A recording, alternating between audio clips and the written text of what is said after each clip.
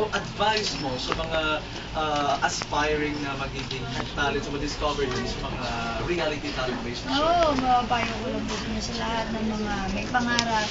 Din ako, nag-umpisa ako, nangarap ako.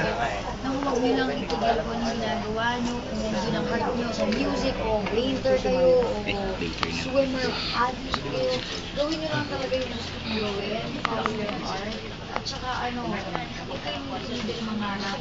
Concert mamaya. Hindi dapat yung mag-rasal para tumigil kayo at sabihin, ay, ayoko na, kasi kayo natatago sa sarili nyo. Minsan may mga... At saka pray lang ng pray para... Tama, kailangan manalangin talaga. Nagko-concert ba ito mamaya? Pinagdali sa Justin. Concert? Kailangan Take this manalangin talaga. opportunity. Ano yung masasabi mo, diba, minsan may mga negatives na tinatapon sa, especially sa aming artists pa lang, maraming mga issues. Ano dapat yung feeling o yung... Apelido niya Monster eh. Cookie Monster. Wala po tayo. Mahilig ka sa ano? Mahilig ka sa aso?